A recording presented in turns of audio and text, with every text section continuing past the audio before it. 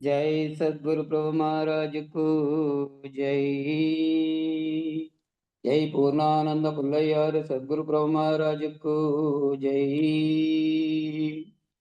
గురు బ్రహ్మ గురు విష్ణు గురుదేవో మహేశ్వర, గురు సాక్షాత్ పరబ్రహ్మం తస్మై శ్రీ గురువే నమః.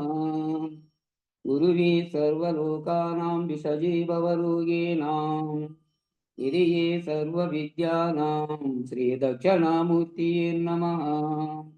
బృహద్వాదిష్ట సిద్ధాంతం పూర్ణబోధోపదేశికం శ్రీ వెంకటేశ్వర యోగేంద్రం సద్గురుభ్యో నమో నమః. ఆత్మానాత్మాతీతమనిశం కేవలాత్మోపదేశికం శ్రీ వేముల రామయ్యార్య యోగేంద్రం సద్గురుభ్యో నమో నమః. చరాచరమతీతం చ అచల పూర్ణోపదేశికం శ్రీ పూర్ణానంద పుల్లయార్య సద్గురుభ్యో నమో నమః. పూర్ణబోధసుధానిధిం పూర్వపుణ్య ఫలప్రదం వేదాంతానంద సద్గురుం వెంకటరమణార్య గురుం భజే. పూర్ణానంద పుల్లయార్య పుత్రరత్న మహాగురుం కృష్ణానంద విభుం దేవం కృష్ణమూర్తి నమో నమః. పరబ్రహ్మానందవర్షం పరాపర సమాదర్శం జ్ఞానాజ్ఞానతీతానంద అశ్వత్థార్య నమోస్తుతే. సర్వకాలకాల ప్రత్యక్షం సర్వోత్తమ సుశాశ్వతం విరహితానంద గురుం శ్రీ వెంకటదాసార్యం భజే. అస్మద్గురు సమారంభం కృష్ణ సాందీప మాధ్యమాం ఓంకార బీజ పర్యంతం వందే గురు పరంపరం. మేలుకొలు.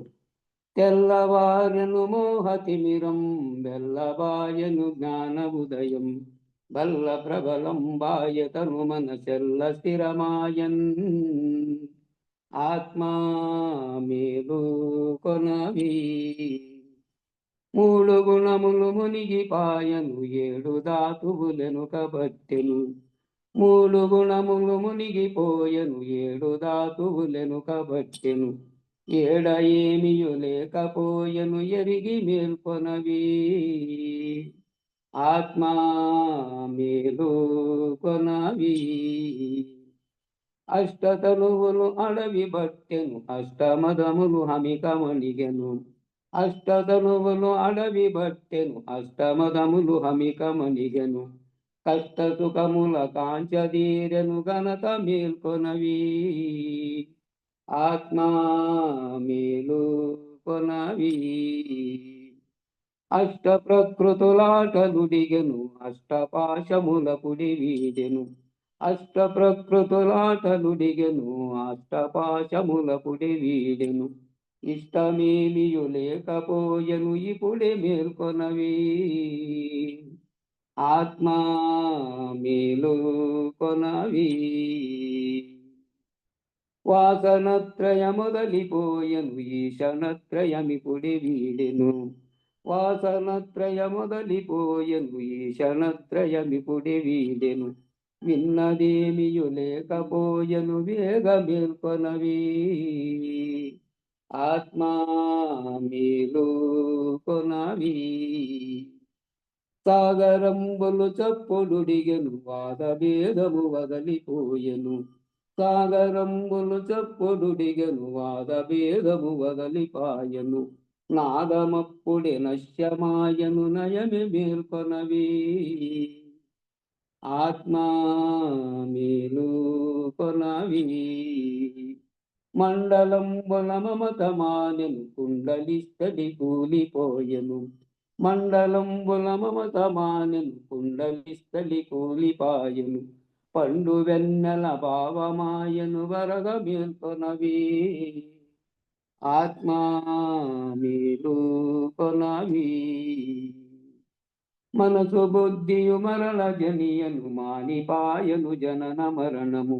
మనసు బుద్ధియు మరల జనియను మానిపోయను జనన మరణము. మమత ఏమియు లేకపాయను మరియు నేర్పనవి ఆత్మా మేలుకొనవి. గురుడు శిష్యుండే కమాయను కులము గోత్రము లేకపాయను.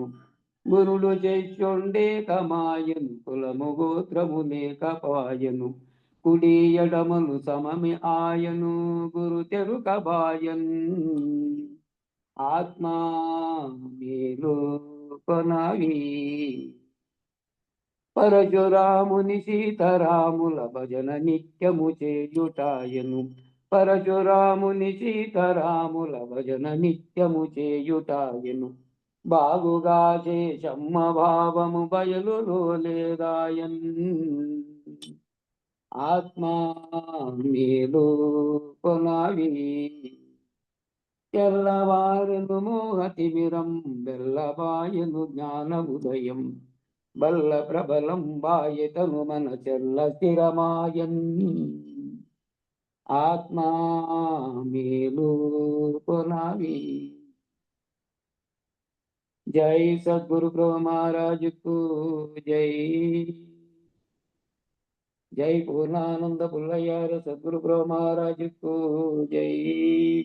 జై వేదాంతానంద వెంకట రమణారు సద్గురు ప్రభు మహారాజుకు జై. ఇందుగల గురుభక్త మండలీకు జై. జై గురుదేవ. జై గురుదేవ. జై గురు. అందరికీ జై గురు. చాలా ముఖ్యమైనటువంటి బాగా గుర్తుపెట్టుకోవాల్సినటువంటి అంశాలు ఒకటొకటిగా వస్తున్నాయి. నిన్న కూడా అనేక సార్లు సూచన అంశాలను కూడా ఎంతో సులభంగా సున్నితంగా అందించారు. అట్లాంటి జరిగేటప్పుడు ఒక 20 మంది వచ్చారు. సరే, వచ్చిన వాళ్ళైనా కనీసం పూర్తి దాని వైపు హృదయం పెట్టి వింటే బాగా గుర్తుంచుకోవాల్సిన అంశాలు ఇవి. పదే పదే వచ్చినాయి అనేక చోట్ల.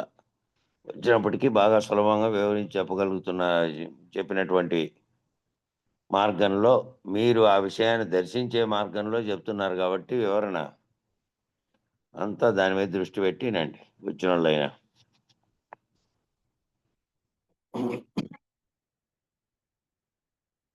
మరి ఇప్పుడు అది దర్శనం లేకుండా సాధ్యమా? ఈ ఎనిమిది సాక్షి స్వరూపాలకు కామన్ నేమ్ బ్రహ్మము అన్నారు. జీవతనువులు 4, ఈశ్వర తనువులు 4, 8గా ఉంటే ఆ 8 దాళ్ళకి కూడా సాధారణ నామం, కామన్ నేమ్ అంటే సాధారణ నామం బ్రహ్మము. బ్రహ్మము అని అంటాం కదా అందరం. బ్రహ్మం అంటే ఈ 8 తెలియాలి. ఈ 8 వస్తుగతంగా ఎలా ఉన్నాయి, వస్తునిశ్చయంగా ఎలా ఉన్నాయి, ప్రపంచ ప్రమాణంతో ఎలా ఉన్నాయి, వ్యవహార ప్రమాణంతో ఎలా ఉన్నాయి. వ్యవహారం చేసేటప్పుడు 4 అవస్థలుగా ఉంటే ఆ 4 అవస్థలకి ఇక్కడ జీవునికి, అక్కడ సమిష్టి పరమాత్మగా ఉన్నదానికి రెండిటికి, బ్రహ్మముగా ఉన్నదానికి రెండిటికి కూడా సాక్షి స్వరూపంగా ఒక్కొక్క అవస్థకు ఒక అభిమానిగా ఉన్నాయి. ఉనికి అనే ప్రమాణంతో ఎలా ఉన్నాయి, సాక్షి అనే ప్రమాణంతో ఎలా ఉన్నాయి. ఉనికి అంటే నువ్వు జాగ్రత్తలో ఉంటే ఉనికి రూపాత్మకమైన శరీరంగా కనపడుతున్నది. దాంట్లో సాక్షిత్వంగా ఉన్నటువంటి సూక్ష్మ స్థితిలో ఉండి మూడవస్థల్ని అనుభవిస్తున్న జీవుడు కానీ, మూడవస్థల్లో ఉన్నటువంటి విరాట్ స్వరూపుడైన సాక్షిత్వంగా ఉండే స్థితి లేకపోయే వాళ్ళకి ఈ మూడవస్థల్ని గుర్తించి మూడవస్థల్లోని స్థితిగతుల్ని తెలియబడుతున్నటువంటి ప్రత్యేగాత్మగా ఉండే స్థానము, పరమాత్మగా ఉండే స్థానంగా ఉన్నారు. ఉంటే ఆ 4 ఈ 4 వస్తునిశ్చయంగా నీకు తెలిసిపోవాలి, వ్యవహరించి లేకుండా పోవాలి. సాక్షి అనేటువంటి వ్యవహార ప్రయాణంలో ఎలా ఉన్నాయి అనే ప్రమాణంతో విచారించి సాక్షి అనే ప్రమాణంలో ఎలా ఉన్నాయి అని తెలిసిపోవాలి. నీకు తెలిసిపోయేటప్పుడు ఎట్లా వ్యవహరించి లేకుండా పోవాలి. వ్యవహరిస్తా ఉన్నప్పటికీ ఉండి లేకుండా పోవడం అంటారు. ఎట్లా వ్యవహరించి లేకుండా పోవాలి, లయించి లేకుండా పోవాలి. నువ్వు సాక్షిగా మిగిలిపోవాలి. నేను బ్రహ్మం అనే స్థితిలో మిగిలిపోవాలంటే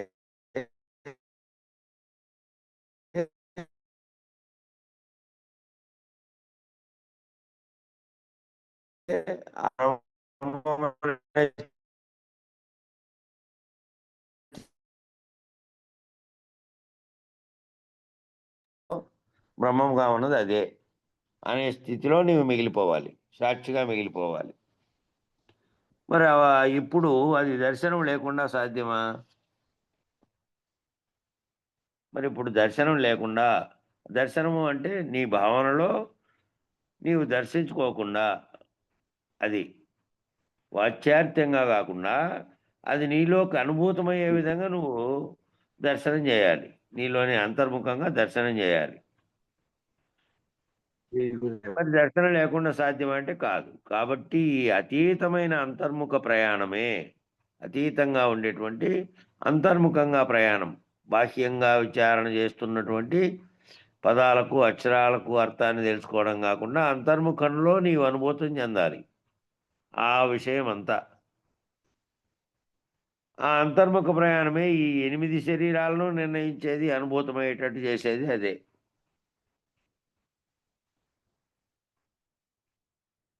కాబట్టి ఆ ఆవరణని నిరూపించేది, దాని నిరావరణగా చేయగలిగే శక్తి మాత్రం సద్గురు కృప మాత్రమే. చూడండి, ఇదంతా అనుభూతమయ్యేటట్టు నీకు తెలుసుకొని నువ్వు మహావాక్య విచారణ పద్ధతిలో ఈ 4 ఆ 4 తనువుల్ని నువ్వు అంతర్గతంగా అంతర్ముఖ ప్రయాణంలో తెలుసుకొని నువ్వు ఆత్మస్వరూపుడుగా, అదే చైతన్యం సర్వవ్యాప్తమైనటువంటి పరమాత్మ స్వరూపంలో ఉన్నదని, ఆ రెండిటికి భేదం లేదని, నువ్వు అదేనని అనుభూతం చెందిన తర్వాత ఆ ఆవరణని నిరూపించేది, ఆ అనుభూతమయ్యేదే ఆ ఆవరణని నిరూపిస్తుంది. దానిని నిరావరణ చేయగల శక్తి మాత్రం సద్గురు కృప మాత్రమే. ఇక్కడ ముఖ్యమైన వాక్యం ఇచ్చాడు. దాని నిరావరణ చేయాలి. ఆ ఆవరణలో, ఆ సాక్షిత్వం అనే ఆవరణలో నుంచి కూడా దాటుకోవాలి. ఆవరణ రహితమైనది ఏది? బయలుగా ఉన్నది, పూర్ణముగా ఉన్నది, సర్వవ్యాప్తమైనది. ఆ స్థితిలోకి నువ్వు దాటుకోవాలంటే నువ్వు శరీర రహితుడు, ఆవరణ రహితుడు కావాలి.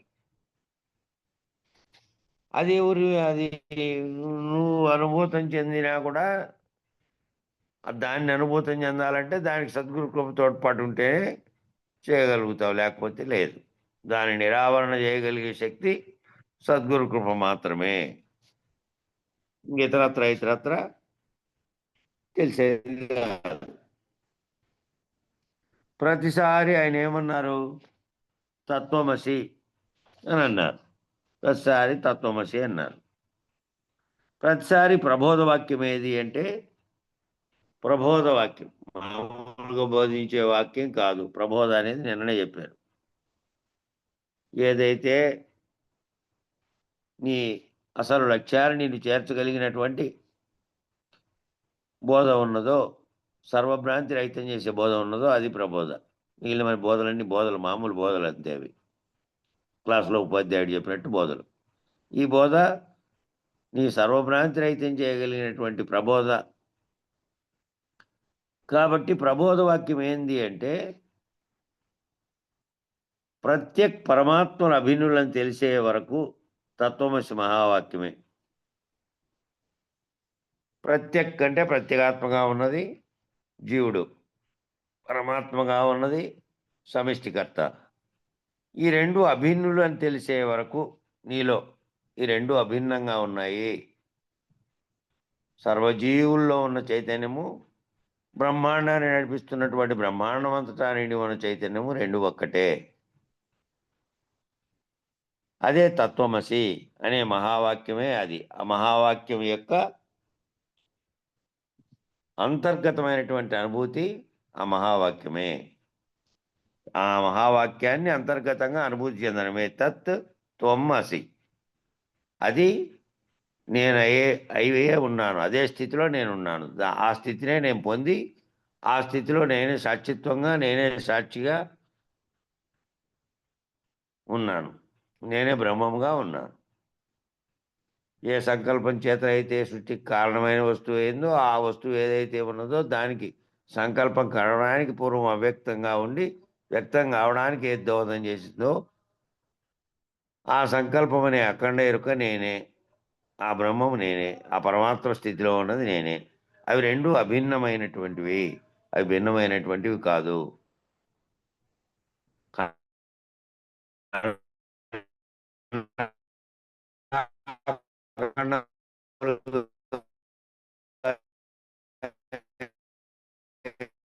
ఏర్పడింది.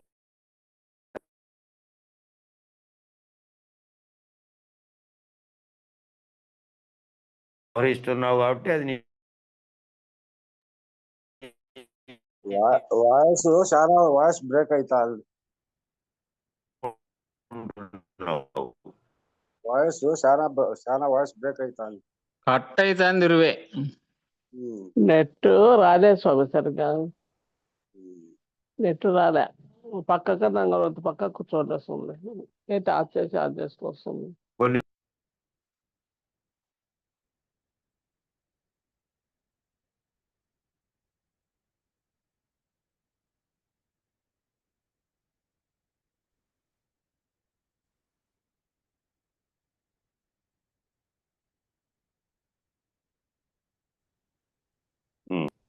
అప్పుడప్పుడు మధ్యలో తగ్గినప్పుడు అట్లా అవుతుంది. ఇప్పుడు మళ్ళా వచ్చింది పూరా. అదే స్నానం చలం చేస్తే వస్తుంది. అట్లా తెలిసే వరకు తత్వమసి మహావాక్యం తెలిసి పరబ్రహ్మని తెలిసే వరకు అది అంతా కూడా ప్రబోధ వాక్యమే.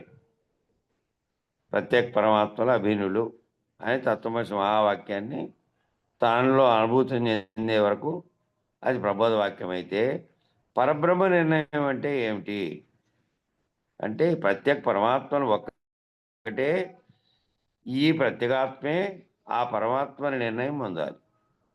ఆ నిర్ణయం పొందిన వాడికి పరబ్రహ్మ నిర్ణయం పొందే అధికారిత్వం ఉంటుంది. ముందు ఏ నిర్ణయం పొందితే నేనే అఖండ ఎరుకుగా ఉన్నటువంటి తత్వమసి అంతరార్థమైనటువంటి నేనే అది అయి ఉన్నాను అంటే, నేనే అహం బ్రహ్మస్మి అనేటువంటి బ్రహ్మంగా అయి ఉన్నాను అనేది, ఆ రెండు అభిన్నం అనేది, సర్వవ్యాప్తంగా ఉన్న చైతన్యంలో భాగంగా ఉన్నాను నేను, నామరూపాత్మకమైనటువంటి వస్తుగతమైనటువంటి శరీరంగా కాదు. కాబట్టి వీటన్నిటికీ అతీతంగా ఉన్నటువంటి, కంటికి కనిపించకుండా ఉన్నటువంటి ఏ చైతన్యం అయితే ఉన్నదో అది నేనే అయి ఉన్నా. అదే పరమాత్మ, జీవాత్మ, పరమాత్మ అనేటివి వేరుగా లేకుండా ఉన్నటువంటి ప్రత్యేగాత్మ పరమాత్మలు రెండు ఒకటే అనే స్థితిలో నిర్ణయం పొందిన తర్వాత, ఆ నిర్ణయం పొందిన వారికైతే పరబ్రహ్మ నిర్ణయం పొందే అధికారిత్వం ఉంటుంది. ఆ నిర్ణయం పొందిన వారికి ఇంకా పరబ్రహ్మ నిర్ణయాన్ని అంటే వ్యక్తమై ప్రపంచం వ్యక్తం కావడానికి కారణమైన బ్రహ్మం కూడా ఉత్పన్నం కాకముందు ఏ స్థితిలో అయితే అంతటా నిండి ఉన్న పరబ్రహ్మ స్థితే ఉందో, పరబయలు అనే స్థితే ఉందో, పరిపూర్ణం అనే స్థితిలో ఉందో, అది తెలియడానికి, అధికారిత్వం పొందడానికి ఈ తత్వమసి వాక్యం ద్వారా తాను ఆ నిర్ణయాన్ని పొంది ఉంటే, ప్రత్యేక పరమాత్మలు ఇద్దరు ఒక్కటే, అది నేనేననే నిర్ణయం పొంది ఉంటే, ఇంకా ఈ 8 శరీరములు, 8 జీవతనువులు, జీవతనువులు 4, ఈశ్వర తనువులు 4 కలిపి 8 జీవతనువులు, పిండాండం, బ్రహ్మాండం, అందులో ఉండే అహములు 2, జీవునికి ఉండే అహం నేననేది, ఈశ్వరునికి ఉన్నటువంటి అహము మాదంకారం, ఈ రెండు అహములు, ఈ 8 జీవతనువులు, పిండాండ బ్రహ్మాండములు అన్నీ కలిపి అయినాయి. దీనికి అందార్థము పిండాండం, బ్రహ్మాండం, అందలి అహములు 2 ఈ 4 కూడికి చేరి అఖండంబౌ ఎరుక కథరామాయణ అనేటువంటి దాన్ని ఉదాహరణగా చెప్తున్నారు. కృష్ణప్రభువులు రాసినటువంటి కందార్థంలో వాక్యం. పిండములోని అహము, బ్రహ్మాండంలోని అహము, ఈ 4 కలిస్తే అఖండ ఎరుక. అఖండంబవు ఎరుక కథరామాయణ, ఇది ఎన్నడూ లేదని ఎరగరామాయణ. ఇది అఖండంబవు ఎరుకని ఎరిగిన తర్వాత ఎన్నడూ లేనిదేను, మొదటి నుంచి విచారణ మొదలైనప్పటి నుంచి అది ఎట్లొచ్చిందో, రావడానికి కారణమైందేందో, భౌతికంగా ఉన్న స్థితిలేందో, భౌతికంగా కాకుండా శక్తి స్వరూపంలో ఉన్న స్థితిలు ఏవేవి సహకరించినాయో, ఎట్లా ఏర్పడిందో విచారణ అంతా చేసుకుంటూ వచ్చావు. ఆఖరిలో వచ్చేటడికి ఆఖరిలో స్వప్నంలో నుంచి మేల్కొన్నట్టు ఈ బ్రహ్మాండం అని చెప్పినటువంటి మాయగా ఉన్నటువంటి దాంట్లో నుంచి మేల్కొంటే అది లేనే లేదు, ఎప్పటికీ లేదు, ఇంతకు ముందు కూడా లేదు. ఉందనుకొని నేను భ్రమించిన దాంట్లో నుంచి మేల్కొంటే దాంట్లో అదే లేదు అని చెప్పే విచారణ అంతా ఆటికి రావాలి. ఇంకా అది ఎనడూ లేదని ఎరగరామాయన్న వెంటనే ఏం చెప్పారు ఆయన, ఎనడు ఏ కాలంలో లేదు, కానీ ఉన్నట్లు తోచడమే దాని గొడవంతా. దాని గొడవంతా ఉన్నట్టుగా తోచింది, వ్యవహరించినట్టుగా తోచింది. కళలో కూడా వ్యవహరించినట్టుగా, కళ జరిగినంతసేపు నిజంగా జరిగినట్టుగా అన్నీ వ్యవహరించి మేల్కుంటానే ఒక్కసారిగా ఎట్లా లేదో అట్లా. ఈ దీంట్లో ఎవరు మేల్కొల్పాలి నిన్ను? నువ్వు ఈ చెప్పిందంతా నీలేకి స్వానుభూతం చెందితే, అంతర్ముఖంగా స్వానుభూతం చెందితే, స్వయంగా అనుభూతం చెందితే, ఆ స్థితిలో నువ్వు ఉంటే ఇంకా గురువు నిన్ను రహితపరిస్తే నువ్వు ఆ కొంచెము కూడా దాటుకొని ఎప్పుడు కూడా జగత్తులోనే ఉండి లేనట్టుగా వ్యవహరిస్తూ వ్యవహారపూర్వకంగా జరుగుతున్నటువంటిదంతా కేవలం మాయగా తోచినట్టుగా, కళ జరుగుతున్నట్టుగా, నిద్రమైనప్పుడు కళ వచ్చినట్టు జాగ్రత్తలో జరుగుతున్న కళగా భావిస్తారు. అది కూడా దాటుకుంటే ఏ కాలంలోనూ లేదు, ఉన్నట్టు తోచడమే దాని గొడవ అంతా. నిజానికి నేను కానీ, జీవుడు కానీ, పరమాత్మగా చెప్పగలిగిన బ్రహ్మాండం అంతటితో సహా కలిపి అంతా ఏమీ లేదు, కేవలం మాయ. మాయ అంటే ఏమిటి అంటే లేనిది ఉన్నట్లు తోచుట, లేకపోయినా కూడా ఉన్నట్లుగా తోచుట. సర్వకాలములందు ఉన్నదేదో అది తోచదు. సర్వకాలాల్లో కూడా ఉన్నది ఏంది? ఉన్నది బయలే. ఉన్నది బయలు. నువ్వు కూడా లేనటువంటి స్థితి ఏదైతే ఉన్నదో, సర్వ బ్రహ్మాండంగా కనపడుతున్నటువంటి సర్వము కూడా నిజానికి లేనిదే, లేకనే తోస్తున్నది అన్నారు. అది లేకుండా ఉన్నప్పుడు ఉన్నది ఏది? ఎప్పటికీ ఉన్నది ఏది? ఒకవేళ అది ఉన్నప్పటికీ కూడా ఉన్నది, లేదా లేకున్నప్పటికీ కూడా ఉన్నది బయలు. అది ఉన్నప్పటికీ, లేకుండా ఉన్నప్పటికీ, ఏ రకంగా ఉన్నప్పటికీ ఉన్నది. ఆ ఉన్నదేమో తోచదు, ఎందుకంటే అదేమో కంటికి కనిపించేది కాదు. అది నువ్వు ఈ స్థితి వరకు వచ్చి భావన చెంది ఉంటే అంతవరకు ఈ విచారణలో అది ఉన్నది ఎప్పటికీ ఎప్పుడూ ఉన్నది అదే. ఇది లేని దాంట్లో లేనిది మాయా నాటకంగా జరుగుతుంటే దాంట్లో నేను పాత్ర పోషిస్తున్నాను ఈ మాయలో భాగంగా. నిజానికి నాతో సహా బ్రహ్మాండం అంతా ఏనాడు లేదు అని ఉంటే ఉన్నది ఏది అంటే బయలు. మరి ఉన్నది లేనిదేమో ఉన్నట్లు తోస్తోంది మాయ వల్ల. ఇది ఎప్పటికైనా నశిస్తుంది.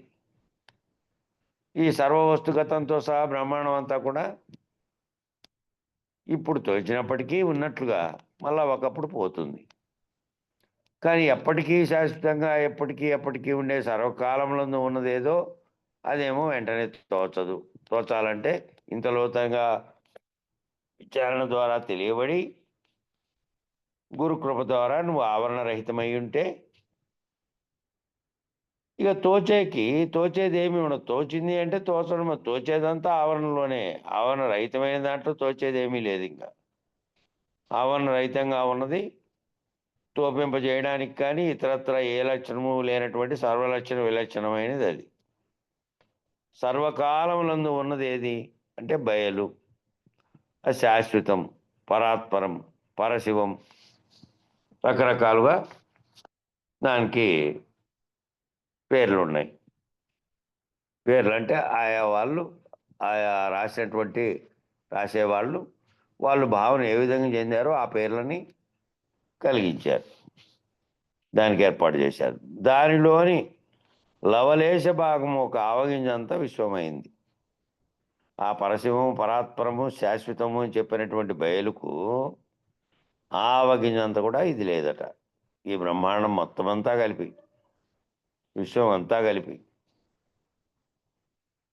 ఒక అణుస్వరూపం విశ్వమైంది. ఒక అణువంత అణుస్వరూపం విశ్వమైంది. ఆ అనంత విశ్వంలో ఒక అణుస్వరూపం మరలా బ్రహ్మాండం అయింది. ఆ అణువే వ్యాప్తి చెంది ఆ అణువే చెందింది. సైన్స్ వాళ్ళ ప్రకారం అయితే అణువులు కలయిక వల్ల, అణువులు ఢీకొట్టుకోవడం వల్ల, ఆ ఢీకొట్టుకున్నప్పుడు ఏర్పడినటువంటి కలయికలో ఏర్పడినటువంటి ఒక విస్ఫోటనం వల్ల బ్రహ్మాండం అంతా, ఆయా గ్రహాలు, ఆయా వస్తువులు అవన్నీ రూపకల్పన అయినటువంటి కార్యరూపం ధరించినాయి అని సైన్స్లో వాళ్ళు చెప్తున్నారు. అట్లా అనంత విశ్వంలో ఒక అణుస్వరూపము మరలా బ్రహ్మాండంగా మారింది. ఆ బ్రహ్మాండంలో ఒక అణుస్వరూపం మళ్ళా పంచభూతాత్మకమైంది, పంచభూతాలతో కూడి. ఆ పంచభూతాత్మకంలో మళ్ళా ఒక అణుస్వరూపంగా ఉన్నది జీవసృష్టి అయింది. ఆ జీవసృష్టి మళ్ళా ఒక అణుస్వరూపము అనేకమైనటువంటి పరిణామాలు చెంది అనేకంగా మారి, పరిణామ సిద్ధాంతం ప్రకారం, సైన్స్ ప్రకారం అయితే పరిణామ సిద్ధాంతం ప్రకారం, పరిణామ సిద్ధాంతంలో మళ్ళీ ఇంకోటి కూడా ఉంది. ఈ భౌతికవాదము, భౌతికానికి అతీతమైనటువంటి భావం కూడా ఒకటి ఉంది. దాని పేరు గతితార్కిక భౌతికవాదం అని గ్రంథం ఉంది. అది గతితార్కిక భౌతికవాదం, దాని పుట్టు పూర్వోత్తరాలు అని. నమస్కారం. ఇక్కడ ఆ? కొంచెం సందిగ్ధం ఉందన్న ఇక్కడ నాకు. ఇప్పుడు పైన బయలు నిరూపణ అయింది కదా, సర్వకాలం నందు ఉన్నది ఏది బయలు, శాశ్వతము, పరాత్పరము, పరశువము. దానిలోని లవలేశ భాగము ఒక ఆవగిందంత విశ్వమైంది. బయలులో కొంత భాగం విశ్వమైంది అనడానికి బయలు ఏమి కాదు కదా, అక్కడ సందిగ్ధం. బయలు కాదు, బయలులో ఒక ముక్క ఊడిపోయి అయిందని కాదు. ఆ బయలులోనే ఒక లవలేశ భాగము అనంత విశ్వంగా ఏ కదలిక లేనటువంటి దాంట్లోనే ఒక లవలేశ భాగమంత అణువు ఏర్పడి, ఆ అణువు ఏర్పడింది. తనకు తాను ఏర్పడి అది అయింది తప్ప దాంట్లో వచ్చిన ముక్క దాంట్లో నుంచి ఒక ముక్క అని కాదు. దానిలో బయలుగా ఉన్నటువంటి దానిలో అంతటా పైనుంచి కిందాక అదే వ్యాపించి ఉండగా కోట్ల యోజనములు అన్నాం కదా, ఓ మెజర్మెంట్. ఉండు ఒకటి అయితేనే అర్థం అయ్యేది. 40 కోట్ల యోజనములంతా అంతే. ఆ పరిపూర్ణం అంతా నిండి ఉన్నటువంటి పరిపూర్ణంలో ఒక లేశం కొంచెం ఉన్నట్టు అనిపిస్తా ఉంది. దీని ఉండండి, ఒక్కరే దాన్ని మ్యూట్ చేసుకోండి, సౌండ్స్ వస్తాయి లేకపోతే. సర్వవ్యాప్తంగా ఉన్నటువంటి దీని ఆవరణ రహితమైనటువంటి, ఆవరణతో నిమిత్తం లేకుండా, ఆవరణలు కూడా అందులోనే ఉన్నప్పటికీ నిమిత్తం లేకుండా, ములుగుచ్చు సందు లేకుండా ఉండే దాంట్లో అంటే దానిలోని భాగంగా, దానిలో ఆ అనంత విశ్వంగా ఉన్నటువంటి, అనంత విశ్వం కూడా మీరినటువంటి అంతటా ఉన్నటువంటి పరిపూర్ణంలో ఓ అణుస్వరూపమంతా మారింది. దానికి అది కారణము కాదు, దానికి ఏమాత్రం సంబంధం లేదు. ఆ ఉన్నటువంటి ఆ బ్రహ్మాండంగా కృష్ణబిల్లని గురించి మనం చెప్తాం కదా, మొత్తం ఈ విశ్వం అంతా దాంట్లోకి పోయినా కూడా వాటికి పోయేళ్ళకి ఇది బిందువు అంతేను, మొత్తం అంతా కలిపి అంతరిక్షంతో సహా అంతా కలిపి అంతా ఓ బిందువంత స్వరూపమేను అని. అట్లా ఏర్పడినటువంటి అణువంత భాగమే ఏర్పడింది. అదే వ్యాప్తి చెంది ఈ బ్రహ్మాండం అనేటువంటి రూపాన్ని ధరించింది. ఆ బ్రహ్మాండం అనే రూపమే దాంట్లోనే పంచభూతాత్మకమైంది. ఆ పంచభూతాత్మంలో అణుస్వరూపాలు అనేక జీవులుగా మళ్ళీ తయారై మానవులైంది. దాంట్లో ఏదన్నా వచ్చి దాని ద్వారా ఏర్పడింది అనేది లేదు. ఇక్కడ భావం అంతే వస్తుంది. ఎందుకంటే అది అయిపోతానే దీన్ని అందుకుంటారు కాబట్టి. అంటే మళ్ళా కిందికి చెప్తున్నాడు, ఏర్పడినప్పుడు మొదట ఎట్లా ఏర్పడింది, అంతటా ఏమీ లేనటువంటి, ఆచ్ఛాదనే లేనటువంటిది, ఏ ఛాయ లేనటువంటిది అని మొన్న వచ్చింది, అప్పుడే 5-6 రోజుల కిందట వచ్చింది. ఏ ఆచ్ఛాదన లేనిది, ఏ అడ్డము లేనిది, ఏది కూడా నీడబడ్డానికి కూడా అవకాశం లేనిది, అంతటా అదే ఉన్నది. 8 ఎకరాల దాంట్లో 8 ఎకరాల విస్తీర్ణంలో 1 సెంటు ఇల్లు కట్టుకుని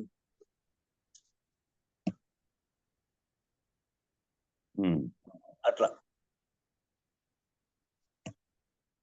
మ్యూట్ చేసుకోప్ప.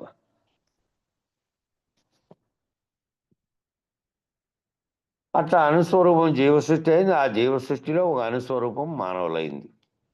అట్టి మానవులలో ఒక అనుస్వరూపం నీ శరీరంలో కొట్టుకుంటోంది పైకి కిందికి. మళ్ళా ఆ మానవుల్లో ఏమవుతుంది, ఓ ప్రాణం అనేది పైకి కిందకి అంతటా వ్యాపించి ఉన్నటువంటి ప్రాణశక్తితో గాలి ఆడుతూ పైకి కిందికి చలిస్తూ ఉంది. ఇప్పుడు అఖండ ఎరుక స్థానం నుంచి వచ్చి ఈ శరీరంలో పైకి కిందికి చలిస్తున్నటువంటి పరమాణు స్వరూపం ఏదైతే ఉందో అది ఇది ఒకటే. అఖండ ఎరుకగా ఉన్నటువంటి స్వరూపంగా ఉన్నటువంటి మొదట విశ్వం ఏర్పడడానికి కారణమైన పరమాణువు మళ్ళీ అనేక ఖండాలుగా అయిన తర్వాత, జీవుడుగా అయిన తర్వాత మళ్ళా నీలో పైకి కిందికి కదులుతున్నటువంటి అనుస్వరూపము ఒక్కటే. ఆ చైతన్యము ఈ చైతన్యం ఒకటే ఉంది అని తెలుసుకోవడమే ఇదంతా ఈ విచారం. అది కదులుతోంది, ఇది కదులుతోంది, అది కూడా కదులుతోంది, బ్రహ్మాండం అంతా ఇది కదులుతోంది. ఏమనాలి అంటే కదలికలు ఉడిగిన తానే లేడు కదా. ఈ కదలికలు పోతే తానే లేదు. విశ్వమనే బ్రహ్మాండం అనేటువంటిది, బ్రహ్మాండకర్త అయినటువంటి చెప్పినటువంటిది, బ్రహ్మము ఈశ్వరుడు అని చెప్పినటువంటిది, ఇక్కడ జీవుడు అని చెప్పినటువంటిది, రెండు ఒక్కటిగా కదులుతున్నాయి. అది కదులుతోంది, ఇది కదులుతోంది. రెండిట్లో కదిలేటువంటిది ఒకే చైతన్యం ఉంది. ఇంకా కదలికలు ఉడిగితే తాను లేడు. అది కదలకుండాను ఇది కదలకుండాను ఉంటే, నువ్వు కదలని స్థితిలో ఉంటేనంటే శరీరంగా కాకుండా భావపరంగా కూడా, భావనలో ఏదైతే ఈ చైతన్యం అనే దాన్ని నువ్వు ఆలోచన చేస్తున్న దానికి కారణమైందో, సర్వమును గుర్తెరుగుతుందో, అది కదలకుండా గుర్తెరిగే శరీరం కదలకుండా అయిపోవాలి. గుర్తెరిగేది కదలకుండా అయితే ఇక్కడ నీవు అనే చోటుకు వచ్చింది కదా. అప్పుడు బ్రహ్మం వేరుగా, పరమాత్మ వేరుగా, అఖండ చైతన్యంగా ఉన్న అఖండ ఎరుక వేరుగా లేదు. అందులో కదిలేది ఇందులో కదులుతున్న రెండు చైతన్యాలు ఒక్కటే అని చెప్పిన తర్వాత ఇంక నువ్వే బ్రహ్మాండము, నువ్వే బ్రహ్మము, నువ్వే అన్ని. కాబట్టి నీ కదలికలు నువ్వు లేకపోతే లేదు. ఇంకా నువ్వు ఉంటే విషయం ఉంది, నువ్వు లేకపోతే ఏమీ లేదు. నువ్వు లేకుండా కావడమే అవసరం. కదలికలు అడిగిన తానే లేడు కదా. ఆ ఎరుక కదలికలు ఉన్నాయి. నీ లోపల ఉన్న పరమాణువుకి కూడా కదలికలు ఉన్నాయి. కదలికలు ఉడిగితే ఏమైంది, వీడు పోయాడు అన్నాం. నిజానికి పోయాడు అంటే ఏ కదలికలు, శరీరం పోయింది అయిపోయింది తప్ప ఆవిష అయిపోయింది. ఇప్పుడు దాకా ఉండే టైం అయిపోయింది కాబట్టి ఏం కదలికలు లేవు. కానీ నీ లోపల ఉన్న పరమాణువుకి కూడా కదలికలు ఉన్నాయి. అది ఉడిగితే వీడు పోయాడు అన్నాం. కానీ అక్కడ ఎరుక కూడా అంతే. కదలికలు ఉడిగితే అది కూడా లేకుండా పోయింది. కాబట్టి ఈ కదలికలుగా ఉన్నది ఏదైతే ఇక్కడ శరీరం పోతే పోయిందో అది కదులుతూనే ఉంది. మళ్ళీ పోయి ఉపాధిని ధరించుకోవడానికి పోయి కదిలింది ఎక్కడో. కాబట్టి విచారణలో నువ్వు కావాల్సిన కదలికలు లేకుండా కావాల్సింది దేనికంటే, ఈ కదలికల ద్వారా ఏ సంకల్పాలు పుట్టడానికి కారణమై ఉన్నదో అది విత్తనంగా ఉంది. అది కదలికలు లేకుండా కావాల్సింది అది. కాబట్టి కదలడట పరమశివుడు, కదిలేడిది మాయట. పరమశివుడు ఎప్పటికీ కదలడట, కదిలేదంతా మాయట. కాబట్టి కదిలే మాయను లేకుండా చేసుకుంటే, కదిలేది లేకుండా ఉంటే పరమశివంగా ఉన్నది. పరమశివం అంటే పరబయలుగా ఉన్నది, ఎప్పుడూ కదలదు. మానవుడు రెండు విషయాలు తెలుసుకోవాలట. కదలనట పరమశివుడు, కదిలడిది మాయేట. ఈ రెండింటిని నెరిగి తనను తాను పోగొట్టుకోవాలి. తానే లేనివాడైనటువంటి స్థితికి చేరుకోవాలి. కాబట్టి కదలనిది ఒకటి ఉంది. ఆ కదలని దాన్ని లక్ష్యంగా పెట్టుకొని ఈ కదులుతున్న దానికి కారణమైంది ఏదో దాన్ని లేకుండా చేసుకొని కదలకుండా అయిపోతే తానే లేనటువంటి స్థితికి చేరుకోవాలి. అంటే ఏది కదులుతోంది, ఏది కదిలిస్తోంది అంటే మాయ. ఆ మాయ లేకుండా పోవాలంటే ఏది కదలికలకు కారణమైనటువంటి కదలికలు నీ లోపల కలగజేస్తోందో మూలం లేకుండా వచ్చిన గుర్తిరిగేది అది. ఇది కదలికలు లేకుండా శరీరం తనంతట తాను అవుతుంది. దాని వయసు వస్తే దాని అయిపోతాను, దాని టైం వస్తే అయిపోయాయి ఇంక అది. దీంట్లో కదలికలకు కారణమైనది ముందే గనక కదలకుండా చేసుకొని ఉండింటే అది మళ్ళీ ఉపాధి ధరించడానికి కదలికలు జరిగి ఇంకో చోట ఎత్తుక్కునే పని లేదు.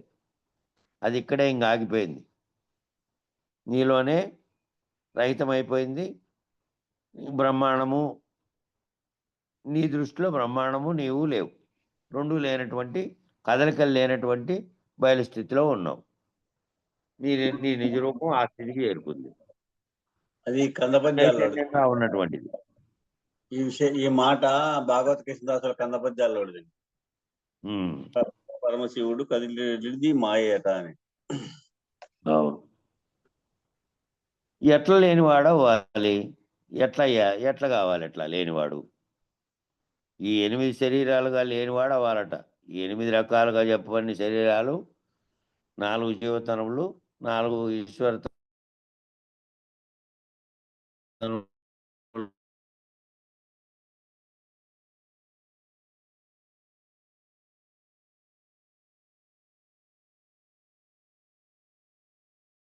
ఏమో అనుభూతమవుతున్నాయి. ఆ 3వ అవస్థల అనుభూతం చెందుతున్న దాన్ని గుర్తిస్తున్నదేమో 4వ అవస్థగా ఉన్నటువంటి ప్రత్యేగాత్మగాను పరమాత్మగాను ఉన్నది. ఆ రెండిట్లోనూ ఆ రెండు చైతన్యాలు ఒక్కటిగా విచారణలో ఈ దశవిధ ప్రళయాలలో పోనివాడుగా అవ్వాలట. ఈ 10 రకాలైన ప్రళయాలు చెప్పారు కదా, ఆ ప్రళయాలన్నింటిలోనూ తాను పోనివాడుగా ఉండాలి. 2 ప్రమాణాలు చెప్పారు దానికి. అష్టతను నిర్ణయం ఎరిగి లేనివాడు అవ్వాలి. ప్రమాణం ఏం చెప్పారంటే దశవిధ ప్రళయములందు పోనివాడు కావాలి.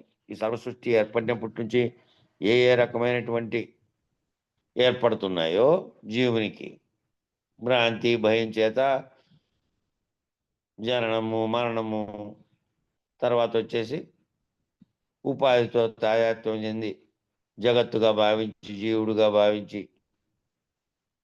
తాను పుట్టాను చనిపోతాననేటువంటి ఈ భావనతో కూడినటువంటి 10 రకాలైనటువంటి ప్రళయాలు వస్తాయని చెప్తున్నాడు. ఆ 10 రకాలైనటువంటి ప్రళయాలు ఇక్కడలో దీంట్లో ఎక్కడన్నా వచ్చింటే దాంట్లో తీసి దీంట్లోకి పెడతాంలేండి. ఆ బుక్లోడిది 10 విధాలైనటువంటి ప్రళయాలు జీవునికి ఏ విధంగా వస్తున్నాయనేది. ఆ విధంగా ఆ ప్రళయాల్లోనూ ఆ దశవిధ ప్రళయాల్లోనూ లేని పోనివాడుగా అవ్వాలట. 2 ప్రమాణాలు చెప్పారు. ఆ నిర్ణయం ఎరిగి లేనివాడు అవ్వాలి. అష్టతను నిర్ణయం, ఆ 8 నిర్ణయాలు 8 తనువులు అనే నిర్ణయం ఎరిగి ఆ 8 తనువులు కూడా లేనివాడు అవ్వాలి.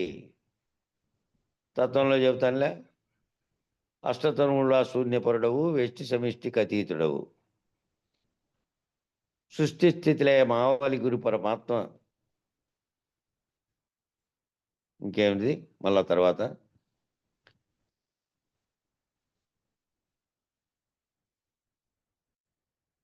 అట్లా దానికి ఆవలిగా ఉన్నటువంటి స్థితి లేకపోవాలి. సృష్టి స్థితిలయ మావళి గురు పరమేష్టివరయ నిజ దేవుడవు. గురుమూర్తిని కొలిచేటప్పుడు ఆ విధంగా కొలిచారు. బయలుతో సమానంగా బయలు స్వరూపుడైనటువంటి గురువుగా. ఈ అష్టతనువులకి శూన్యపరుడైనటువంటి వ్యష్టి సమిష్టి నిర్ణయాలకు అతీతుడైనటువంటి ఆవలి సృష్టి స్థితిలయ కావలుగా ఉన్నటువంటి స్థితిలోకి ఉన్నావు నువ్వు అని దాంట్లో కొలిచారు. భావరహిత స్థితి భావరహిత స్థితి. భావరహిత స్థితి పరిపూర్ణం అంటేనే భావరహిత స్థితి. భావన లేనటువంటిది, కదలిక లేనటువంటిది, చలనం లేనటువంటిది, ఏమీ లేనటువంటిది.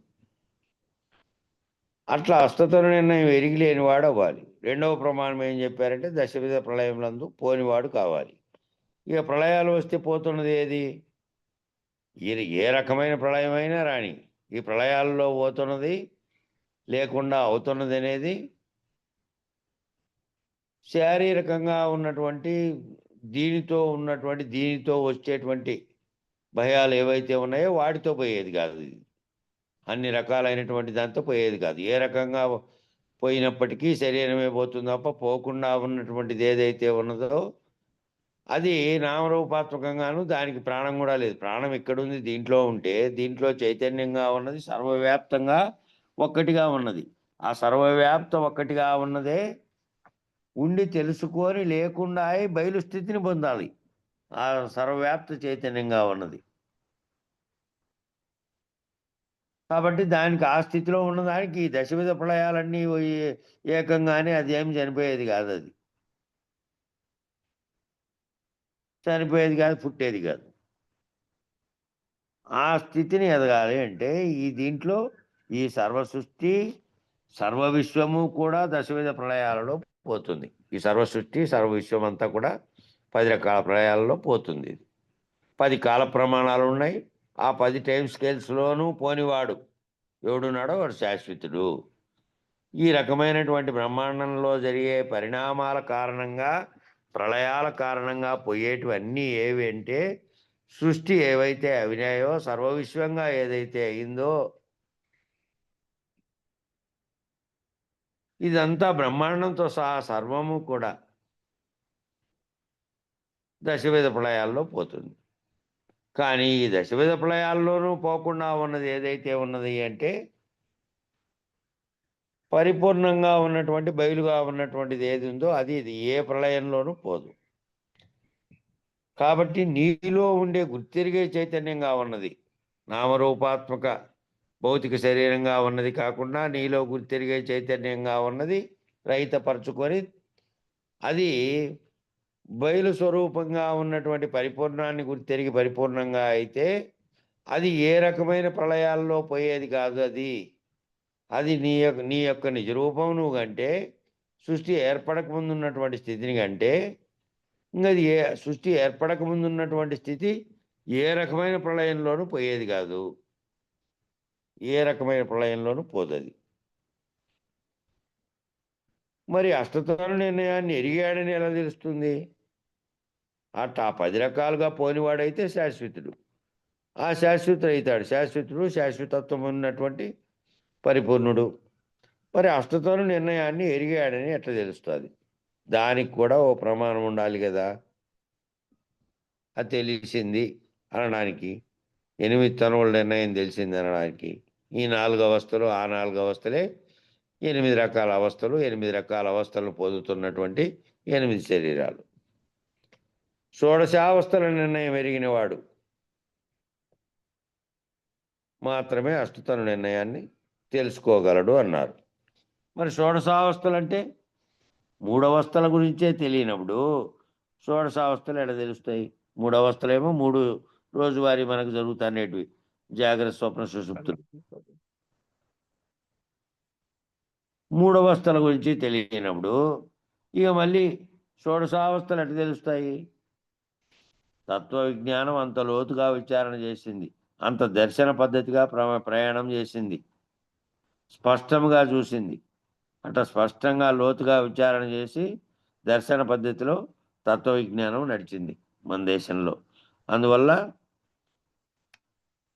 ఎట్లా తెలిసింది? ఆ 3 అవస్థల్లోంచి 8 తనువులుగా ఉన్నది. 3 అవస్థలని తిరిగిన వాడే 4వ స్థితిలో ఉన్న ప్రత్యేగాత్మగా ఉన్నాడు. మళ్ళీ అక్కడ 4 ఇక్కడ 4 కలిపి 8 అయినాయి. మళ్ళీ ఇప్పుడు 16 అంటున్నాడు. ఆ 16 గురించి తెలియాలంటే ఈ 3 తెలియకపోతే ఇంకా ఆ 16 మళ్ళీ ఎట్లా తెలుస్తాయి అని అంటే తత్వ విచారణలో చాలా లోతుగా అధ్యయనం చేశారు. అనోరణీయాన్ మహతో మహ్యాన్ అనుస్వరూపం నుంచి మహత్ స్వరూపం దాకా స్వరూప విజ్ఞానం నిర్ణయం చేస్తూ పోయింది. తత్వ విచారణ ఏం చేసిందంటే అనుస్వరూపం దగ్గర నుంచి మహితో మహ్యాన్ అనేటువంటి మహాస్వరూపంగా ఉండే బ్రహ్మాండం దాకా ప్రతి స్వరూపాన్ని విచారణ చేసుకుంటూ విజ్ఞానం అంతా నిర్ణయం చేస్తూ పోయింది. కాబట్టి షోడశావస్థల నిర్ణయం ఎరగాలి అన్నారు. షోడశావస్థలు అంటే ఏమిటి అంటే జాగ్రత్తలో జాగ్రత్త, జాగ్రత్తలో స్వప్నం. నిజానికి దాన్ని గురించి విపులంగా తెలుసుకోవాలంటే మీరు ఏది చదవాలి అంటే ఆ షోడశావస్థలైనటువంటి 16 అవస్థలు 4 అవస్థల్లోనే 4 అవస్థలు ఉన్నాం ఇప్పుడు. జాగ్రత్త, స్వప్నము, సుషుప్తి, తురియం. ఈ 4 అవస్థల్లో జాగ్రత్తలో జాగ్రత్త, స్వప్నము, సుషుప్తి, తురియం. మళ్ళీ స్వప్నంలో జాగ్రత్త, స్వప్నంలోనే స్వప్నము, సుషుప్తి, తురియం. అట్లా 4 16 అనేది ఏంది అని టేకి వెంకటారీలు గారు చిన్న బుక్, అది అందరి దగ్గర ఉంది అనుకుంటా. నా దగ్గర ఆల్రెడీ హైదరాబాద్లో ఒకటి ఉండే, మళ్ళీ ఇంకో బుక్ ఎక్స్ట్రాగా సంజీవన్ అనేది తెచ్చి ఇచ్చాడు, అది ఆశ్రమంలో పెట్టాము. టేకి వెంకటారీలు రాశారు అది. దానికి ఏం పేరు పెట్టాడంటే, దానికి ఏదో పేరు, బుక్ పేరు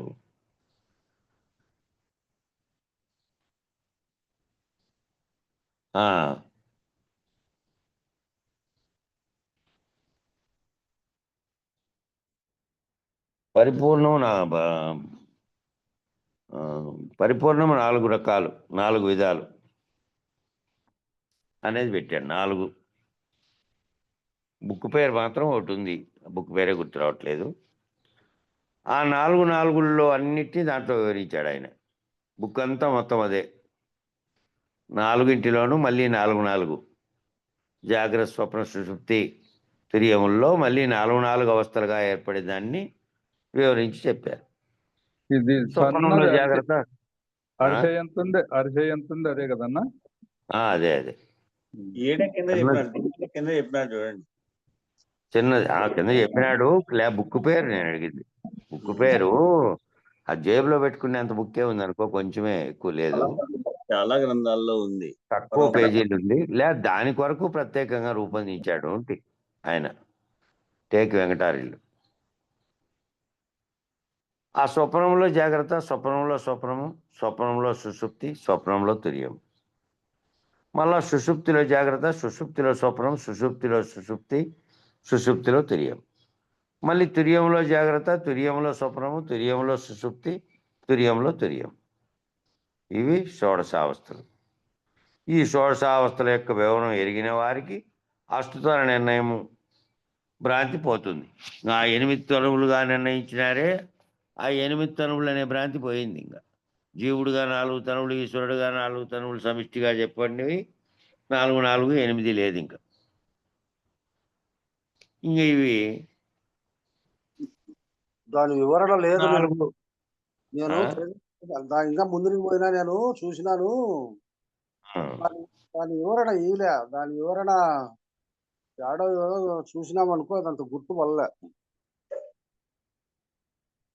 సరేలే, అది దీంట్లో కూడా ఉంది. దీంట్లో చూసుకోండి, ఎవరెవరి దగ్గర ఉందో వాళ్ళ దగ్గర ఈ 4 వివరించిండేది మన అనుభవానంద స్వామి రాసినటువంటి వేదాంత సింధువు, అచల సింధువు అనే గ్రంథంలో కూడా ఉంది, చూడండి. పరిపూర్ణ దర్శనంలో ఏమన్నా ఉంటే ఉండాలనుకుంటా. పరిపూర్ణ దర్శనంలో కూడా చెప్పారు. మళ్ళా ఈయన అనుభవానంద స్వామి వేదాంత అచల సింధువు అని ఉంది కదా, ఆ అచల సింధువులో ఒక చాప్టర్ ఉంది ఇది.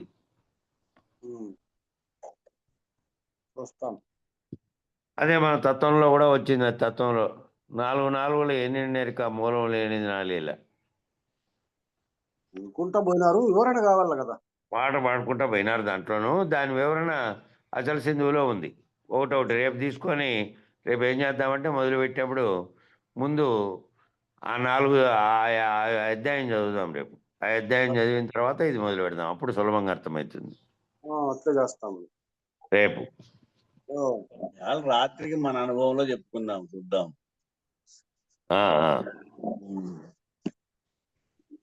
ఈ షోడశావస్థల యొక్క వివరం ఎరిగిన వారికి అష్టతర నిర్ణయం భ్రాంతి పోతుంది అంటున్నారు. అష్టతనములు ఉన్నాయనే భ్రాంతి తొలుగుతుంది. అష్టతనములు ఉన్నాయని చెప్పడం లేదు, ఉన్నాయని కాదు, భ్రాంతిగా ఉన్నాయని చెప్తున్నారు. అష్టతనములు అనే భ్రాంతి భ్రాంతిగా ఉన్నాయి. ఉన్నాయంటే లేవంటే లేవు కాదు, ఉన్నాయి. ఉన్నాయి ఏ రూపంలో? భ్రాంతి రూపంలో భ్రాంతిగా ఉన్నాయి. అది తెలిస్తే ఆ షోడశావస్థల గురించి తెలిస్తే ఈ అష్టతరములైన భ్రాంతి పోతుంది. కాబట్టి ఈ ఆవరణలు అన్నీ నిరావరణం అవ్వడానికి, ఇవన్నీ ఆవరణలే. ఇన్ని రకాలుగా చెప్పిన తనువులన్నీ ఆవరణలే. ఆ ఆవరణలు అన్నీ నిరావరణంగా అవడానికి నీవెప్పుడు కూడా సద్గురువును ఆశ్రయించాలి. ఆవరణలన్నీ నిరావరణ కావాలంటే సద్గురువును ఆశ్రయించాలి. సద్గురువు అంటే ఎవరు అనేది కూడా చెప్పారు. ఎవరైతే భ్రాంతి రహితం చేయగలుగుతారో నీకు, అటువంటి గురువే సద్గురువు, అటువంటి గురువే పరమ గురువు. ఈ భ్రాంతి సమూలంగా ఏమాత్రం లేశంగా కొంచెం కూడా మిగలకుండా చేయగలిగినటువంటి సద్గురువు. ఆవరణలు అన్నీ రహితం అవడానికి నువ్వు సద్గురువుని ఆశ్రయిస్తే సద్గురువు ఈ విచార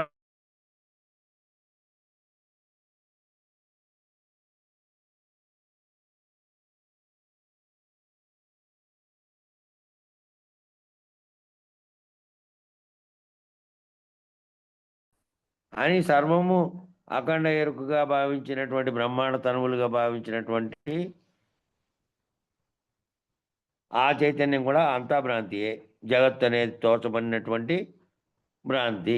నిజానికి లేనే లేకపోయినప్పటికీ, ఉన్నట్టుగా తోచినప్పటికీ కూడా ఆ తోస్తున్నదంతా భ్రాంతే అని చెప్పగలిగి అట్లా నిరావరణం అవడానికి నీవెప్పుడు కూడా సద్గురువుని ఆశ్రయించాలి. సద్గురువుని ఎందుకు ఆశ్రయించాలంటే ఆవరణలన్నీ తొలగించుకునేందుకు, ఇన్ని రకాల ఆవరణలన్నీ తొలగించుకునేందుకు చేరాలి. నిరావరణం, నిరామయం, నిరంజనం, నిర్వికారం, నిర్వికల్పం, నిష్కలం అన్నీ నీతో వచ్చినాయి. అన్నీ పోయేటివి. నిరావరణం, ఆవరణం లేనిది. నిరామయం, ఏం లేనిది, ఏదైనా ఉంది అని చెప్పడానికి కారణం అయినది ఏమీ లేదు. నిరామయం అంటే ఏమీ లేదు. ఏదైనా వస్తువు ఉంటే అక్కడ ఒకటి ఉన్నది అని చెప్పేకి. ఏదీ లేకుండా సర్వశూన్యమైన నిరామయం. నిరంజనం, ఏది రంజింపజేసేది ఏమీ లేదు, ఆకర్షించేది రంజింపజేసేది. నిర్వికారం, ఏ వికారము చెందంది. నిర్వికల్పం, ఏ సంకల్ప వికల్పాలు చేయండి. నిష్కలం అంటే ఏ కళలు లేనిది. సద్గురు కృప అంటే ఈ సకార శబ్దంతో ఉన్న లక్షణాలన్నీ కూడా సద్గురు కృపే. కానీ గురు పరంపరలో చూసినట్టయితే ఎలా ఉందయ్యా అంటే, మొట్టమొదటి శ్రీ గురువు చేత ప్రేరేపించబడతాడు జ్ఞాన మార్గంలో, స్వరూప జ్ఞాన మార్గంలో. నిన్ను ప్రవేశింపజేసేటటువంటి శక్తి శ్రీ గురువుకు ఉంది. జ్ఞాన మార్గంలో, స్వరూప జ్ఞాన మార్గంలో అంటే నిన్ను నీవు తెలుసుకునే మార్గం మొదట. నిన్ను అందులోకి ప్రవేశించి నువ్వంటే ఏదో నువ్వు తెలుసుకోగలిగే విధంగా చేయగలిగే స్థితి ఆ గురువుకు ఉంది.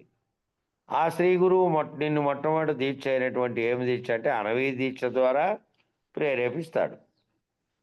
అంటే నీ ఇష్టదైవాన్ని, నీ ఉపాసించే విధానాన్ని నీకు బోధిస్తాడు. నీ చిత్తశుద్ధి కారకమైనటువంటి ఉపాసన ఇదంతా కూడా నీకు బోధించేవాడు శ్రీ గురువు. అంటే నువ్వు ఏదైనా పెట్టని నీ మనసు దాని పట్ల కేంద్రీకరించి నువ్వు ఇష్టదైవాన్ని ప్రార్థించే స్థితి అయినా సరే ముందు లక్ష్యం వైపుకు నీ భావాన్ని పెట్టడానికి ఆ దీక్ష, అనవీ దీక్ష ద్వారా ప్రేరేపిస్తాడు. అంటే నీ ఇష్టదైవాన్ని నీవు ఉపాసన చేసే ఏ విధంగా ఉపాసన చేస్తావో ఆ విధానాన్ని నీకు బోధించి నీ చిత్తశుద్ధి అంతా కూడా చిత్తశుద్ధికి కారణమైనటువంటి ఉపాసన అనేది. చిత్తం శుద్ధి కావాలంటే ఉపాసన దేని మీద చేస్తున్నావో దాని మీద లక్ష్యాన్ని పెట్టుకొని మిగతా జగత్తునంతటి మర్చిపోవాలి. అప్పుడు చిత్తం శుద్ధి, చిత్తం క్లీన్ కావడం అంటే ఏంది? మామూలుగా అయితే భౌతికంగా కనపడే శరీరాల్లో లేకపోతే వస్తువు అయితే దాన్ని కడిగి శుభ్రం చేయడము, ఇంకోటి చేయడము చేస్తారు. చిత్తం శుద్ధి అంటే ఏమిటి? చిత్తం శుద్ధి కావాలి అంటే ఉపాసనా విధిని అంతా కూడా లక్ష్యంగా పెట్టుకొని దాని మీద పెట్టుకొని పూజలు జరిపేవాడు. నువ్వు ఏమిటన్నా చేయి, ఇంట్లో మీ తల్లిదండ్రులను లేకపోతే నువ్వు అనుకున్న దైవాన్నో నువ్వు అనుకున్నటువంటి దేని లక్ష్యంగా పెట్టుకున్నావో దాన్ని పూజించినా కూడా ఈ చిత్తశుద్ధి అనేది ముఖ్యం. అది లేకుండా అది ఎక్కడెక్కడో తిరుగుతుంటే నువ్వు లక్ష్యంగా పెట్టుకొని దాని మీద నువ్వు నోటితో అవి నేర్చుకున్న మంత్రాలు చెప్తున్నప్పటికీ ఇది ఎక్కడో పోయి ఉంటుంది కదా. అందుకనే ఎక్కడో పద్యంలో ఉదహరించారు కదా, చిత్తశుద్ధి లేని శివపూజలేలరా అని. చిత్తం శివుని మీద, భక్తి ప్రసాదం మీద అని ఇంకో నానుడి కూడా ఉంది మన తెలుగులో, సామెతలవి. చిత్తం శివుని మీద పెడితే భక్తి అంతా దేని మీద ఉందంటే లక్ష్యం దాని మీద పెట్టుకోకుండా ప్రసాదం మీద లక్ష్యం ఉంది అని. కాబట్టి నీ చిత్తశుద్ధి కారకమైనటువంటి ఉపాసనా విధిని అంతా కూడా నీకు బోధించేవాడు శ్రీ గురువు. ఆ దీక్షాత్రయమని 3 దీక్షలు ఉన్నాయి. అనవీ దీక్ష, అంతర్యామి దీక్ష, శాంభవి దీక్ష, 3 దీక్షలు చెప్తున్నారు. దాని ద్వారా అంతర్యామి స్థితిని కలిగిస్తారనమాట. నువ్వు అంతర్ముఖంగా నీలోకి నువ్వు చూసుకునే విధానాన్ని బాహ్యంగా చూసినట్టు కాకుండా అంతర్ముఖంగా నీలోకి నువ్వు చూసి విచారణ చేసిన దాన్ని అంతర్యామిగా అంతటా ఉన్నటువంటి దానిని తనలోనే చూసేటువంటి స్థితిని కల్పిస్తారు. దానినే ఆత్మసాక్షాత్కారం అని కూడా అంటారు. ఆత్మసాక్షాత్కారం అంటే నీ స్వరూపంతో పాటు బ్రహ్మాండ స్వరూపం అంతా కూడా ఓ చైతన్యంగా ఉన్నది. ఆ చైతన్యమే అన్నిటికీ కారణమయ్యి ఉన్నది, అన్నిటినీ కదిలింపజేస్తోంది, అన్ని వ్యవహారాలకు మూలమై ఉన్నది. అది లేకుండా ఏంది లేదు, దాని ప్రకాశం లేకుండా ఈ విశ్వము లేదు, నీవు లేవు. కాబట్టి దాన్ని గురించిన సాక్షాత్కారం తెలియజెప్పి దాన్ని నీలో పొందేటట్టు చేస్తారు భావనలో. శాంభవి దీక్ష ద్వారానేమో బ్రహ్మ నిర్ణయం జరుగుతుంది. ఆ శాంభవి దీక్ష ద్వారానేమో బ్రహ్మం అనేది నీలో ఏ విధమైనటువంటి చైతన్యం ఉంటే సర్వము శరీరంలోని అణువణువు కదులుతూ ఉన్నాయో, ఆ వాటి వలనే సర్వ పనులు జరుగుతూ ఉన్నాయో, దానికి కారణమైన చైతన్యం ఏ విధంగా ఉందో అట్లాగే బ్రహ్మాండమంతటా నిండి ఉన్నటువంటి బ్రహ్మ చైతన్యము అనేది ఆ దీక్ష ద్వారా నిర్ణయం జరుగుతుందంట. బ్రహ్మనిష్ట కలుగుతుంది. అయితే యోగ పద్ధతిలో కూడా పంచముద్రల పద్ధతిని తెలియజేశారు. 5 రకాల ముద్దవి: కేచరి, శాంభవి, భూచరి, ఏమున్నాయో 5 ఉన్నాయి. అవి ఆ 5 ముద్రల పద్ధతిని తెలియజెప్పారు. ఆ ముద్రల పద్ధతిలో కూడా నువ్వు అదన్నీ ఏమిటికి అంటే ఏకాగ్రత పెట్టి ఏదైతే నువ్వు లక్ష్యంగా పెట్టుకున్నావో దాన్ని నువ్వు అంతర్ముఖంగా దర్శించడం కోసం ఏర్పాటు చేసినటువంటి పద్ధతి అంతా. అది అంతర్ముఖంగా నువ్వు దాన్ని దర్శించడానికి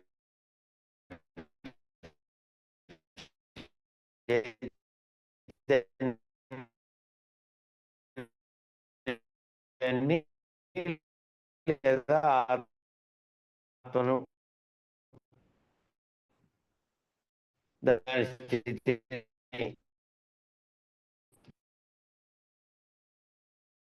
భావన చెందాల్సినది. కంటికి అంతర్ముఖంగా భావన చెందడం యోగ లక్షణాలతో కూడుకున్నటువంటిది కాదు. ఈరోజు ప్రపంచంలో కల్పకమేమో లక్ష్యం దీనివైపు పెట్టుకొని అంతర్ముఖంగా నీవు దర్శించవలసినటువంటి ఆత్మస్థితిని, బ్రహ్మాండంగా బ్రహ్మస్థితి ఏదైతే బ్రహ్మ నిర్ణయం ఉందో ఆ బ్రహ్మనిష్ట కలగడానికి ఆ రోజు యోగం అనే దాన్ని ఉపయోగించుకున్నారు. ఆ యోగం అనే దాని ద్వారా దానికి దగ్గరగా కలగడానికి, దాంట్లో నువ్వు లీనం కావడానికి ఉపయోగించారు. అప్పుడు చేసిన యోగం ఇప్పుడు చేస్తాంటే ప్రపంచం అంతా ఇప్పుడు యోగం అని వచ్చినదే. ఇప్పుడు ఇదంతా శరీరాన్ని ఆరోగ్యపరచుకోవడానికి, శరీరాన్ని బాగు చేసుకోవడానికే ఉపయోగపడుతుంది. కానీ లోపల అంతర్ముఖంగా దాని లక్ష్యంగా తపస్సు వంటి విధానంగా యోగం చేయాలి అనే పద్ధతిలో ఏమి ఇప్పుడు లేదు. ఇప్పుడంతా ప్రపంచంలో కనపడుతున్నదంతా బాహ్యంగా ఇప్పుడు చేసేటువంటి శరీరానికి సంబంధించినటువంటి యోగ విద్యలే అన్నీ. నిజానికి యోగ లక్ష్యం ఏమిటి అంటే బ్రహ్మనిష్ట. యోగ లక్ష్యం ఏమిటంటే బ్రహ్మనిష్ట. తాను బ్రహ్మస్వరూపంగా ఉన్నాడనే దాని మీద లక్ష్యం పెట్టుకొని అంతర్ముఖంగా దాన్ని దర్శించి ఆ స్థితిలో ఉండిపోవడం, కిందికి రాకుండా. కాబట్టి పంచముద్రల యొక్క విధానం అంతా కూడా బ్రహ్మనిష్టను పొందడానికి వీలైన పద్ధతిలోనే చెప్పబడింది. అంటే బ్రహ్మ విద్యలో భాగంగా యోగం బోధించబడింది. అంటే జ్ఞాన విద్యలో ఒక భాగం అది.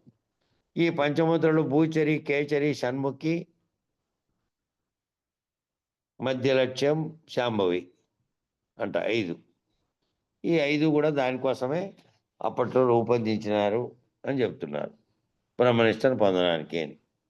ఇక నెక్స్ట్ పేజీ పంచముద్రలో చిట్ట చివరిదైన శాంభవి అనే దాని గురించి ఉంది. అది రేపు చెప్పుకుందాం. రేపు అంతలోపల అది టేకి వెంకటార్యులు రాసినటువంటి 4 విధాలైనటువంటి 4×4=16ను ఏ విధంగా తెలుసుకోవాలనే దాని మీద రాసినటువంటి బుక్ తెచ్చుకొని రేపు మొదటి అధ్యాయం తర్వాత దీంట్లోకి పోదాం. జై గురు. చెప్పండి, మంగళం చెప్పండి, సమయం సరిపోయింది. జై సద్గురు ప్రభు మహారాజుకు జై. జయ జయ జయ మంగళం వనగా జయమే సదా అపజయము గురునకు లేని లేదుగా. జయ శుభాశయ హారతులు మన జయము కొరకే గాని గురునకు జయము జందగ జయవేయి జన్మముల నా చేతగాదని. జయ జయ జయ మంగళం వనగా జయమే సదా అపజయము గురునకు లేని లేదుగా. జయ మంగళం నిత్య శుభ మంగళం జయతు జయ మంగళం మహోత్సవ మంగళం. ఎల్లకాలమునందు ఎడతెగని బ్రహ్మంబు తెల్లముగ శిష్యులకు తేటపరచి యుల్లమూరంజిల్ల కల్లయరుకను మాకు పల్లపోతుల పుల్లయారులకును. జయమంగళం నిత్య శుభమంగళం జయతు జయమంగళం మహోత్సవ మంగళం. వేద వేదాతీత వేద్యమౌ గురుబోధ వేమారు శిష్యుల కిరిగించియు వేదనలు బాపితామోదంబు చేకూర్చు వేదాంత వెంకటరమణయ్యకు. జయమంగళం నిత్య శుభమంగళం జయతు జయమంగళం మహోత్సవ మంగళం. విష్ణువై సర్వరోచిష్ఠువై కృష్ణుడై విష్ణువై పరిపూర్ణ శ్రేష్ఠుడగుచు వేద వేదాతీత వేద్యుడై వెలసిన కృష్ణమూర్తి పాద పద్మములకు. జయమంగళం నిత్య శుభమంగళం జయతు జయమంగళం మహోత్సవ మంగళం. సర్వనామాతీత నిర్వికారుండైన సర్వసముడైన నిర్మలకును సర్వకర్మలెల్లా సాన్యుతుడయ్యుండు సర్వసాక్షాత్ స్వత్తారులకును. జయమంగళం నిత్య శుభమంగళం జయతు జయమంగళం మహోత్సవ మంగళం. శంకలన్నియు తీర్చి చాలగా మన్నించి పొంకముగ రాహిత్య బోధ చేసి అంకురించిన జన్మానంతముందించేటి వెంకటదాసార్య వేదాంతకి. జయమంగళం నిత్య శుభమంగళం జయతు జయమంగళం మహోత్సవ మంగళం. నీకు మూలముగాక నాకు మూలము లేక లోకలోకములెల్ల ఏకముగను ప్రాకటంబైనట్టి పరిపూర్ణ బ్రహ్మము జోకతో తెలుపు గురు పీఠమునకు. జయమంగళం నిత్య శుభమంగళం జయతు జయమంగళం మహోత్సవ మంగళం. మంగళం గురుదేవాయ మహనీయ గుణాత్మని సర్వలోక శరణ్యాయ సాధురూపాయ మంగళం మంగళం మంగళం. జై సద్గురు ప్రభు మహారాజుకు జై. జై శ్రీ పూర్ణానంద పుల్లయారు సద్గురు ప్రభు మహారాజుకు జై. జై శ్రీ వేదాంతానంద వెంకట రమణారి సద్గురు ప్రభు మహారాజుకు జై. జై శ్రీ విష్ణానంద కృష్ణమూర్త్యార సద్గురు ప్రభు మహారాజుకు జై. జై శ్రీ జ్ఞానాజ్ఞాన చీతాత్వత్యార సద్గురు ప్రభు మహారాజుకు జై. జై శ్రీ విరహితానంద వెంకటదాసారి సద్గురు ప్రభు మహారాజుకు జై. ఇందుగల గురుభక్త మండలికు జై. గురు పరంపరముకు జై. సర్వే జనా సుఖినో భవంతు. సర్వం సద్గురు చరణారవిందార్పణమస్తు. ఓం శాంతి శాంతి శాంతి. జై సద్గురుదేవ.